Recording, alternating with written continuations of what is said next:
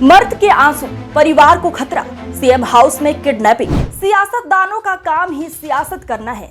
आप तो डॉक्टर हैं साहब, जाइए इलाज कीजिए। हिमाचल प्रदेश के मुख्यमंत्री सुखविंदर सिंह सुक्खू ने अपनी पार्टी के कोषाध्यक्ष डॉक्टर राजेश शर्मा के सामने भले ही ये शेर ना पढ़ा हो, मगर उनसे सीएम हाउस में कहा तो कुछ ऐसा ही होगा। सीएम सुक्खू की पत्नी को देहरा से टिकट मिला है और देहरा की लड़ाई अब कमल बनाम कमलेश की हो गई है। सीएम सुक्खू का कहना है कि वो नहीं चाहते थे कि उनकी पत्नी चुनाव लड़े, मगर आला कमान के आगे उन्हें मजबूर होना पड़ा। अब इस मजबूरी को मजबूरी का नाम दिया जाए या खुशनसीबी कहा जाए, इसका फैसला आप दर्शक अपने विवेक के अनुसार कीजिएगा। वहीं दूसरी तरफ डॉक्टर राजेश शर्मा ने सीएम सुक्खू पर उन्हें 9 घंटे तक सीएम हाउस में बंदी बनाकर रखने का आरोप लगाया है।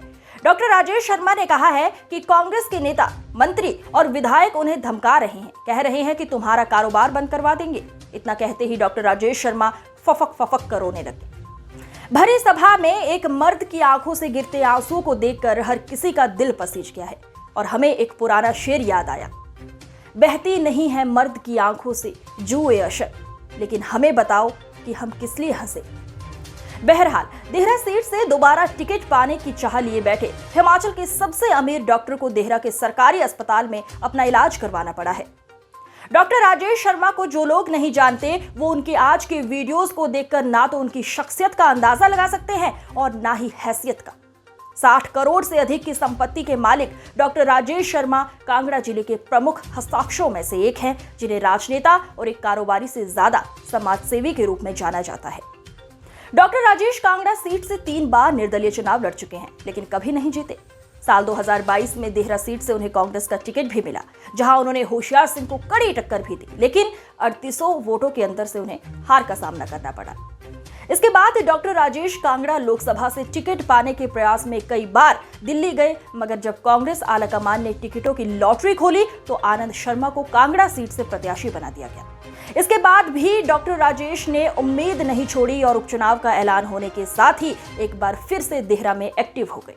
चुनाव का ऐलान होने के बाद इसी महीने की 9 तारीख को डॉक्टर राजेश शर्मा सीएम से शिमला में मिले और उन्हें निर्देश भी दिया गया कि आप फील्ड में जाइए, टिकट की चिंता मत कीजिए।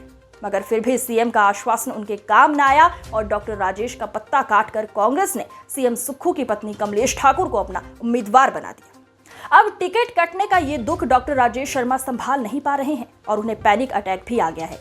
उन्होंने कहा है कि अगर मैं मर गया तो इसके जिम्मेदार सीएम सुक्खू होंगे।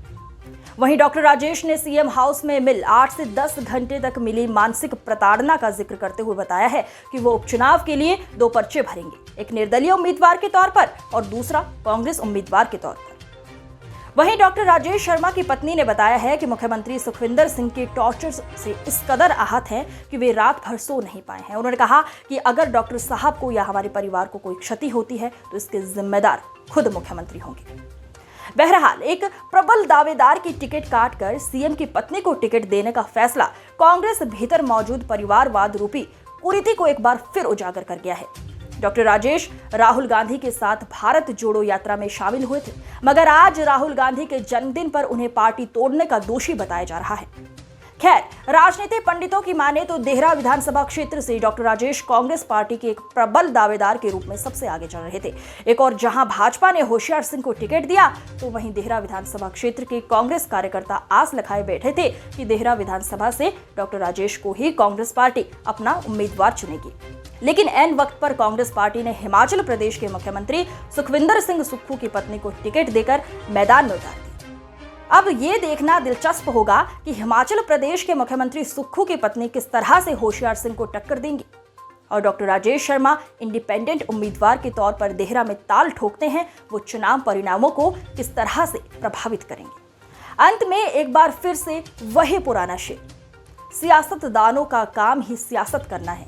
आप तो डॉक्टर हैं साहब, जाइए इलाज कीजिए। इस वीडियो में बस इतना ही। नमस्कार।